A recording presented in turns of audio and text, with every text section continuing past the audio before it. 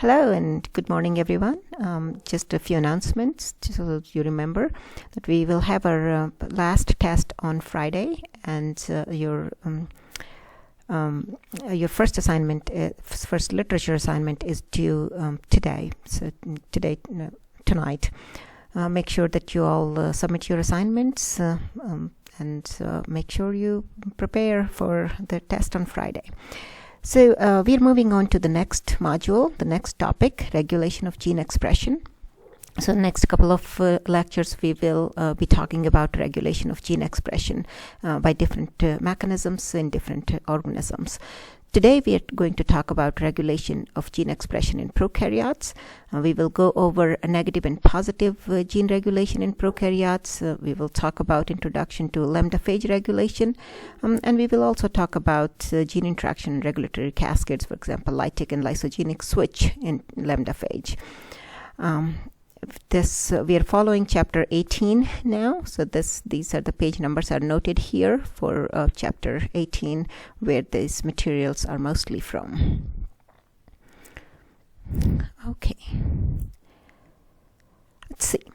So control of gene expression. We have been talking about gene expression throughout this semester. It is really for the cell. It's for cell's advantage to express the genes that it needs at a given time. All right. So cells will suppress or shut down some of the genes when it doesn't need, and it will activate other genes that the expression needs to be required for the cell's function at that time or in that particular type of cells. So as we talked about it, we've been talking throughout the semester again, that the DNA makeup of the cell is the same. So in each cell it's the same DNA. So our genome, it's stable, it's the same in all type of cells. But our RNA is different. So if you're looking at the difference in gene expression, you will look at the RNA levels in that gene for different in that cell for different genes, because the RNA levels will tell you whether this gene is expressing or not expressing, highly expressing or low expressing. So gene expression is really is to control what the cell needs, what the type of cell, what proteins the type of cell needs, and what the proteins the type of cell needs at that given time. Okay, so these the expression is regulated. The transcription is regulated by DNA binding proteins, and we talked about those. The transcription factors, the proteins that bind to promoters, RNA pol, all those are needed in order for transcription to happen. Initiation factors and all that we talked about. So today we are going to talk about specific examples of regulation of gene expression. So first, let's start with E. coli, with the bacteria. So there could be two different types of gene regulation, a positive regulation and negative regulation. And we will look at both kind of regulation in context of lac operon or lactose operon in E. coli. So what is operon? Operon is a group of genes that is regulated coordinately by an operator. So this operator is a different protein. This operator is a binding site on DNA for a repressor protein. Okay, so the operator determines the regulation of regulates the expression of multiple genes. It coordinates the expression of those genes. So in lac operons, it's 2 to 3 genes that are involved in metabolizing lactose to galactose and glucose. Okay. So here, if you look at in this example, we talked about promoter regions, right? So this is the promoter region, and this is where the RNA polymerase will come and bind. This is your -10 site, this is -35 site, and RNA pol will bind here. This operator is the sequence that bind to a repressor protein. So this repressor protein binds to this operator. Once the repressor is bound to operator, then these promoter sites are not accessible to RNA pol. So RNA pol cannot bind to these sites over here. And because the RNA pol cannot bind to promoter region, then there will be no transcription. So that's how operators operon work, operators work. So E. coli prefers glucose, right? That's its main food source, main carbon source. But it will use less efficient lactose if there is no glucose or very little glucose and more lactose. So if glucose is not available or lactose levels are much higher than glucose and it makes it worthwhile to use lactose, then E. coli will use lactose.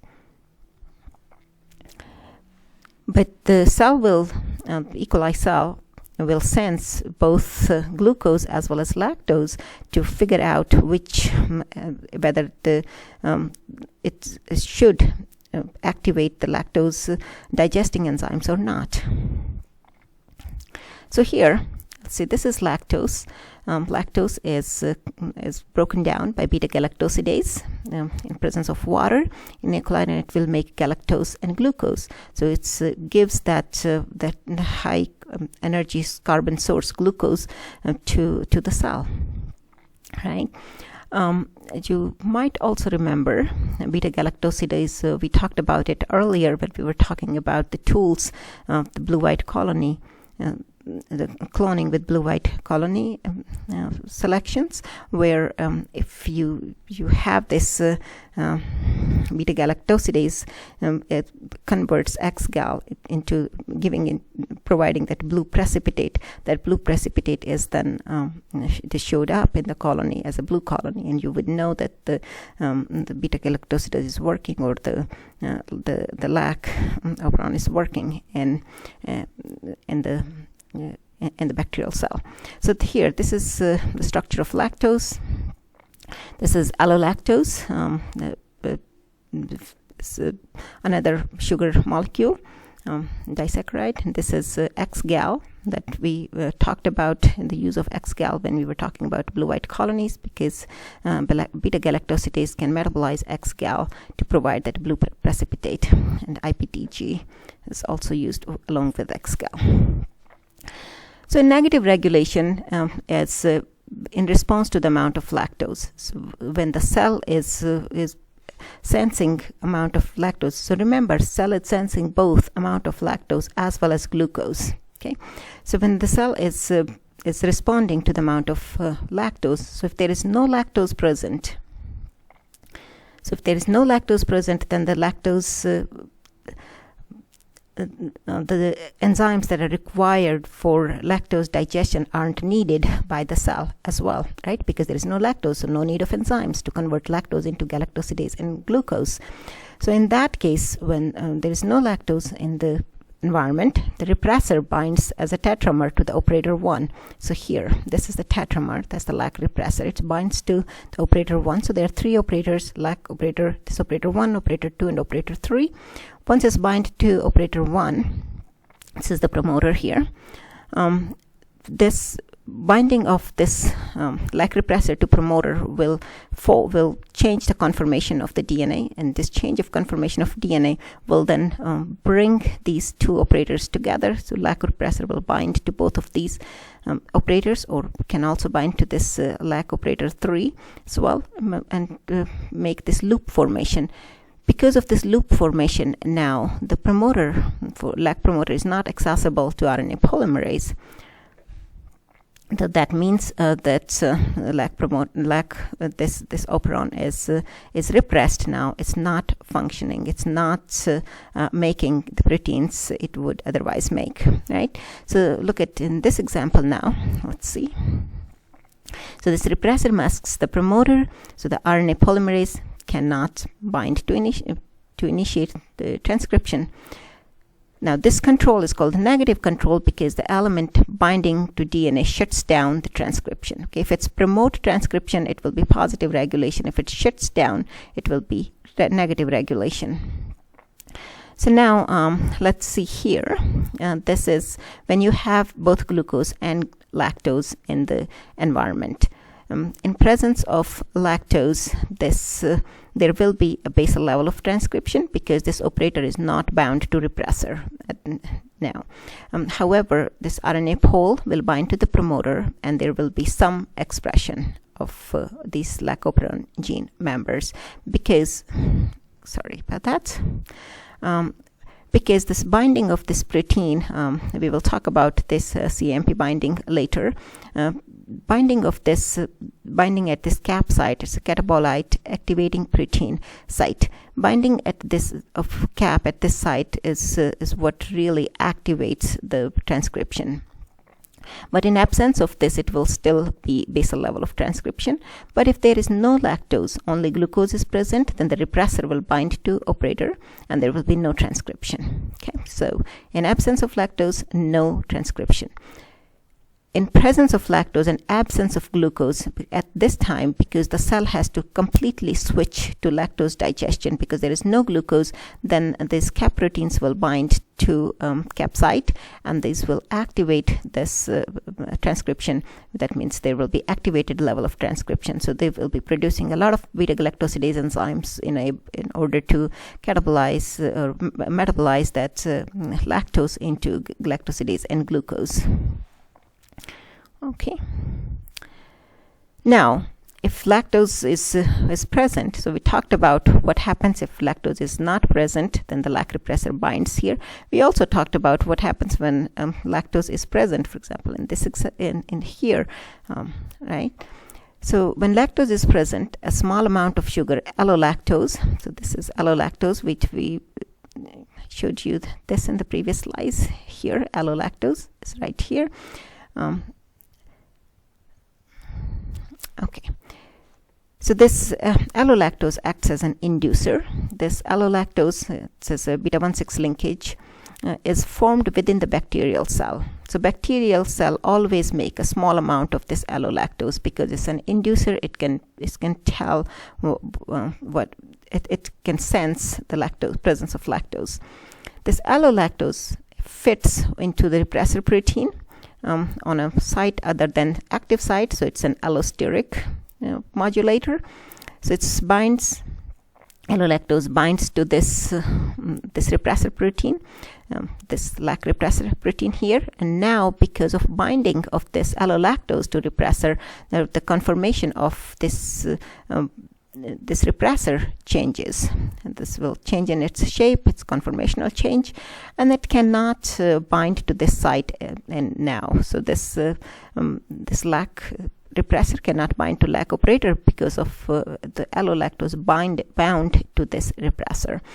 In that case, now RNA polymerase will come and bind to the promoter site, and it will start the transcription.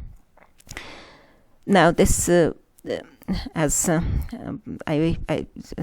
explained, this is the repression now, because this repressor is bound to lac promoter to repress the expression of this operon, of these genes. But repression is leaky. That means there is a small amount of expression happens even when there is if there is very little lactose or if there is no lactose, but still a little bit of expression of these genes goes on. It's a basal level of beta-galactosidase and permease enzymes in the cell is usually there, because this beta-galactosidase will make this allolactose, will convert into this allolactose, and this allolactose helps, this beta-galactosidase helps in to sample the environment and to make this inducer, this allolactose. Because if there is no lactose if there is no beta-galactosidase, there won't be allolactose either. So if there is no allolactose, then this won't be able to switch very quickly. But since it's always present, it can quickly switch to whether this expression of gene is needed or not needed. Now if we look at the positive control of the lac operon, positive control of lac operon is in response to amount of glucose. So if there is high level of glucose is there, then there will be the lac operon will be shut down, will be repressed. Again, it's a little bit leaky, so there will still be some beta-galactosidase, but not a lot of beta-galactosidase. So a high amount of glucose will shut down the beta-galactosidase, the lac operon expression. Low level of glucose will activate, or will very little amount of glucose will induce the expression. of lac-operon. And how that happens, let's talk about that. So this is called positive regulation because the protein that binds to DNA stimulate gene expression here. And this is that cap protein that we talked about earlier in the earlier slide. I'll just show you again. The positive control relies on the sensitivity of this adenylate cyclase to glucose level. Adenylate cyclase converts ATP into CAMP and pyrophosphate. This activity is suppressed by glucose. So if high level of glucose are present in the environment, there will be low amount of adenylate cyclase. Okay. If there is a low amount of glucose, then there will be high amount of adenylate cyclase. So if glucose is absent, then the CAMP activity, CAMP in the cell will be high because adenylate cyclase will convert more of ATP into CAMP and pyrophosphate. So the CAMP levels will be high in absence of glucose because it's suppressed by glucose, remember. This CAMP binds to the cap site, the catabolic activity protein, or binds to the cap protein and bring it to, so this is the cap site. So this binds to, CAMP binds to the cap protein here. So this is the CAMP cap complex is bind tightly to the cap site. It's upstream of promoter. This cap interacts with this the CTD of the polymerase alpha subunit. It will keep it bound there, increase the activity of this holoenzyme, increase the binding of holoenzyme to the promoter, and it will lead to increased initiation of transcription. Increased initiation of transcription will lead to increased expression. If glucose is present, then the CMP levels will be low because there is low adenylate cyclase activity. And when there is low level of CAMP, then the CMP cap complex is either not forming or very little of that complex is forming. So there will be lower level of initiation, and that means the lac-operon will be poorly expressed. So now you can see here that it's not just the cell is sensing both lactose levels as well as glucose level. So high lactose level will remove this repressor because the allolactose will bind to repressor and will remove it from there when the lactose levels are high. So this is now available for RNA pol to bind. And because when there is a high level of lactose and low level of glucose, glucose is also sensing it at the same time. So it binds to, so make that more of CAMP activity. CAMP binds to this cap bind to cap binding site and induce this the lac-operon. So together both positive and negative regulations are working to determine whether lac-operon should be activated or not.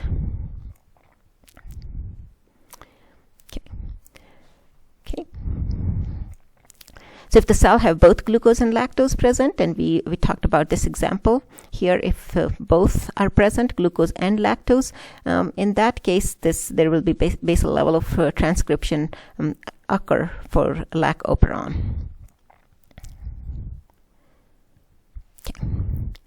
So then this is an apparent conflict between the negative and positive modes of regulation, but since lac promoter is weaker, and it's only due if only the polymerase is bound to the lac promoter, it will have basal transcription. So that means very low levels of transcription.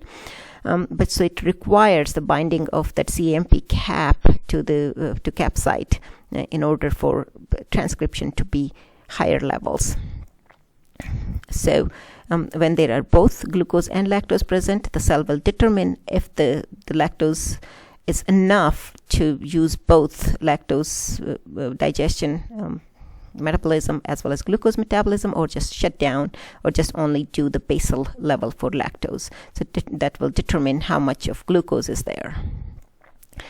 This sort of combinatorial control is pretty common in gene regulation, where both negative and positive regulation is going on at the same time, determining by one mechanism whether to initiate transcription or not, or providing more of a higher level of initiation by a different by sensing of a different environmental inducer.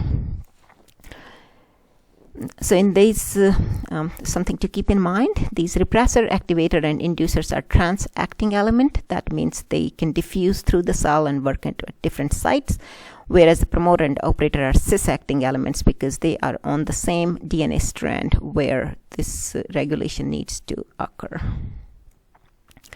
Okay, now we are moving on to a different example, lambda phage regulation. So this is a different prokaryote. It's a virus, right? So because the lambda phage is a bacteriophage. Bacteriophages are viruses that in fact a bacteria. So lambda phage is it has its life cycle can be either lysogenic or lytic, right? So it can either stay with the cell and go through cell division. As the cell divides, it will also multiply, or it go into lytic cycle where multiple copies of this virus will, once those are made, and it will burst open the cell and come out of the cell. So this bacteriophage, this viral genome, is organized in 3 different set of genes. These are called immediate early, delayed early, and late gene. Okay, so these genes here, the head genes and tail genes, these are part of the late genes. These are here lysis proteins. This PR prime is the promoter for the late genes. Early genes and the late early genes are here, and let's talk about these. Immediate early genes are involved in regulation. So these immediate early genes will always be activated, will always be expressed, because those are required for regulation of gene expression of this phage, this virus. Delayed early genes are mostly involved in regulation, although some of these are used for DNA synthesis and manipulation. For example, here, these integrases and excisinase or XS, these are required for manipulation to integrate the virus into bacterial genome or to excise the viral genome from the bacterial genome when its lytic cycle goes into effect.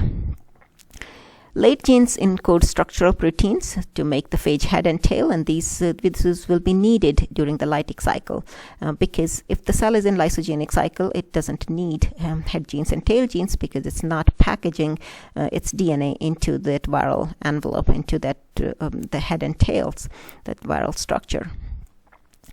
The delayed early genes, so these genes, these are cryptic, they have cryptic promoters, which means it will rely on the immediate early gene promoter to be expressed. So in order for delayed early genes to express, their promoters rely on the immediate early genes to be expressed first.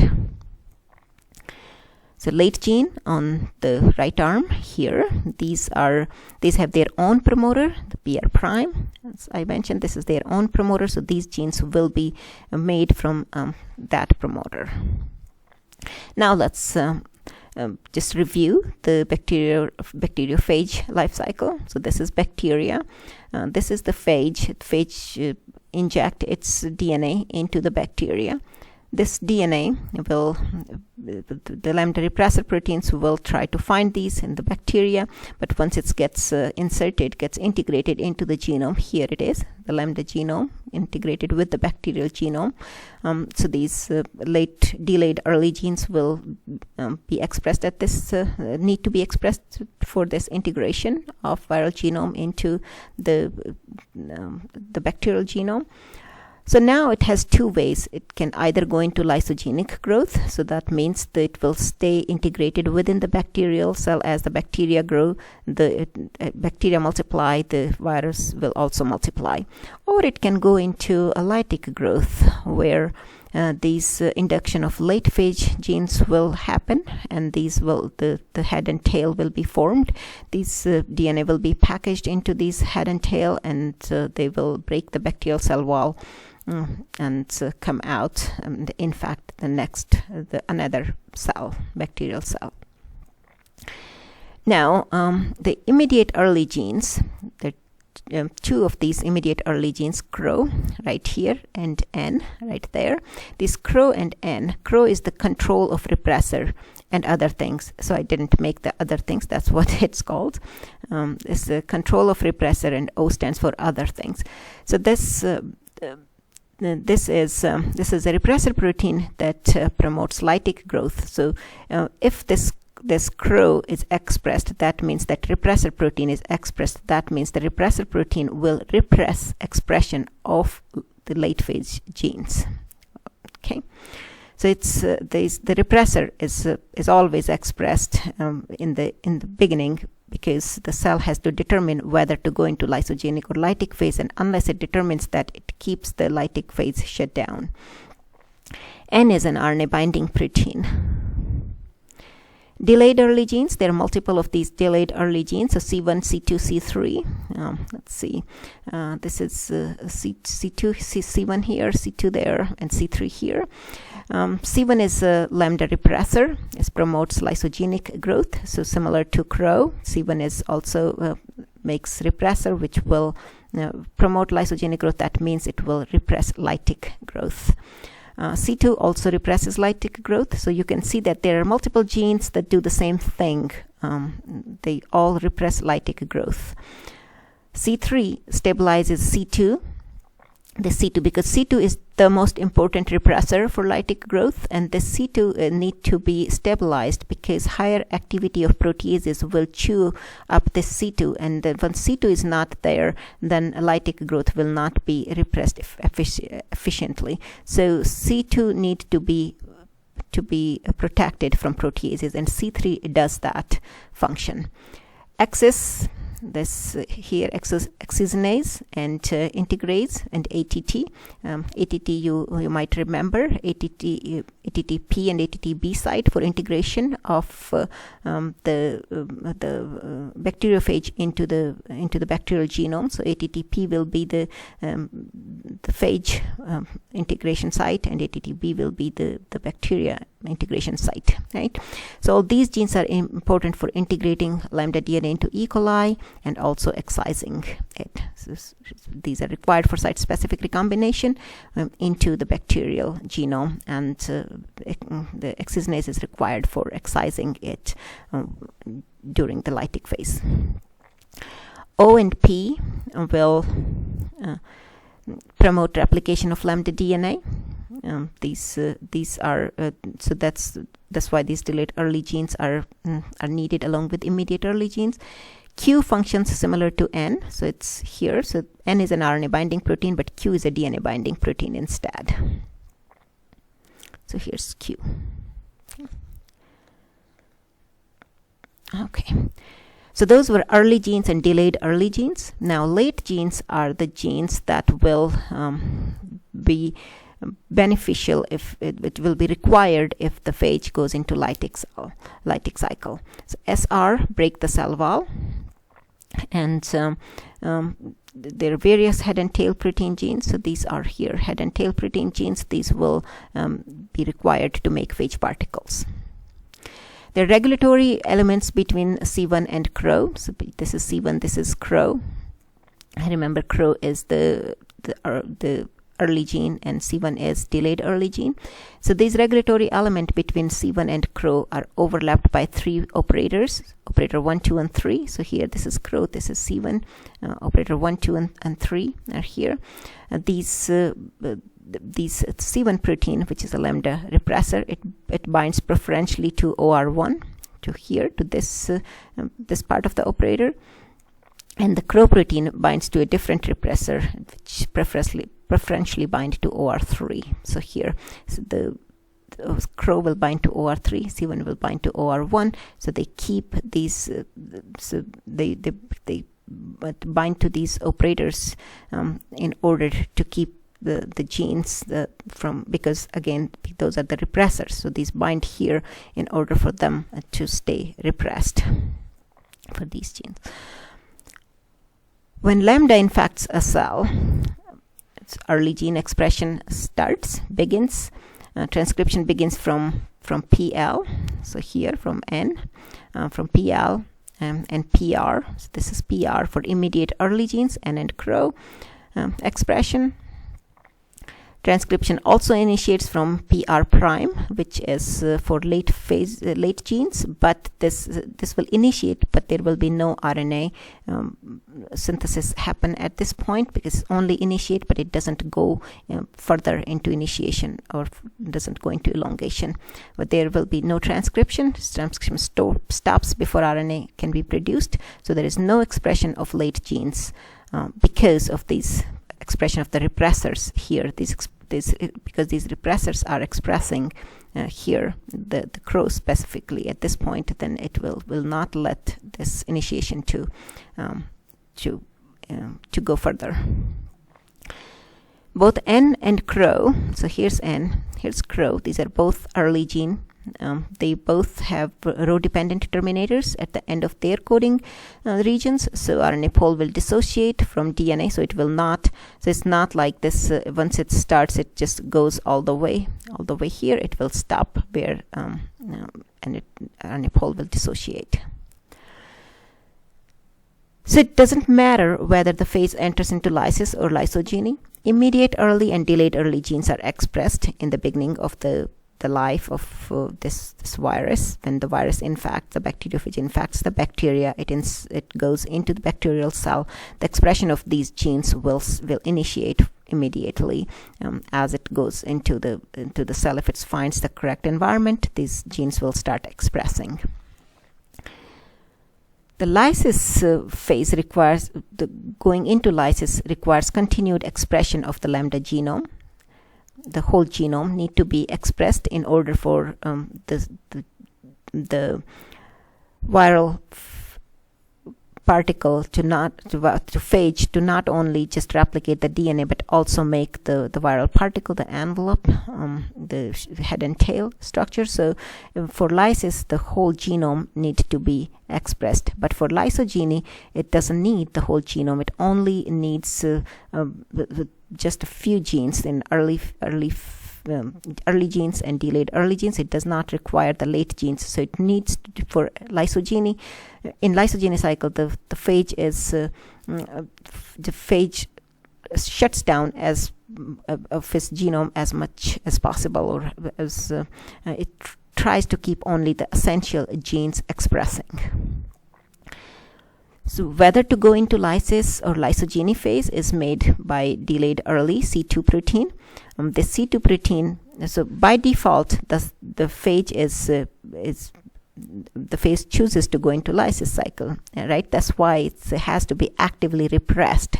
That's why there are so many genes, the CRO, the C1, C2, C3, they all are trying to do the same thing, to repress the cell into going into lytic cycle. So by default, it's lysis, but the system actively shuts down the gene expression that will establish lytic phase, and they actively suppress these lytic phase genes in order to maintain lysogeny. Here, to establish lysogeny, integrase gene product will catalyze the site-specific recombination, and it will insert the lambda DNA into the bacterial chromosome. Delayed early C2 protein here, the C2 protein, the most important repressor. This allow the left side late gene expression, including integrase. Here, the transcription in this direction will also proceed through C3, and the product of this gene C3 helps protect the C2 from protease activity and keep it functional.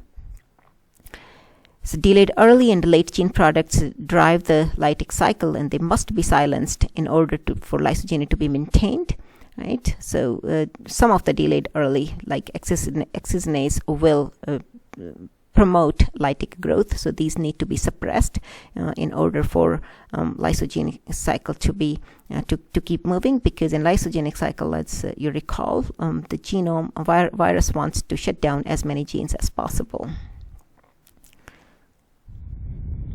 Okay.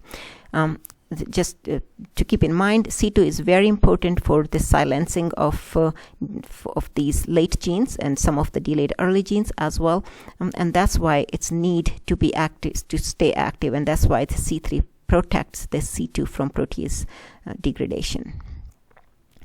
So now, how does the cell make this decision? How does the virus make this decision to kill the cell or not to kill the cell?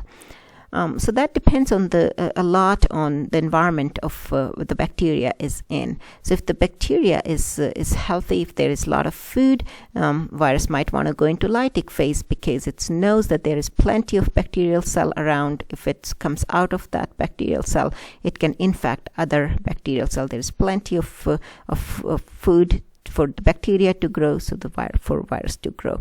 But if the cell is starved, in those situations, there isn't a whole lot of food, so there might not be a lot of bacterial cells around. So it's in benefit of the phage, of the virus, to stay in the bacteria wherever it is and wait for the conditions to improve, and then just divide as the cell divide, because the division might be slow at that point. So when lambda infects a cell, the decision between lysogenic and lytic infection depend on the activity of C1 and CRO. Their activity will depend on C2. If the cell is healthy, the concentration of protease will be relatively high, and C2 is easily degraded by the proteases. So it will, if the C2 is destructed, the C2 is broken down by these proteases, it will favor the lytic cycle. If the cell is starved, protease levels are low, C2 is more active, and the phages will establish lysogeny. And as I said, it's useful for phage to go into lytic cycle if the cell is healthy, because it more likely replicate lots of phage particles. But if the cell is in starvation conditions, then it might be beneficial for the virus to stay there, because if that cell is starved, then the cells around it are also going to be starved, and wait until the situation gets better. So that's about the regulation of gene expression in prokaryotes, and on Wednesday we will talk about regulation of gene expression in eukaryotes. Okay.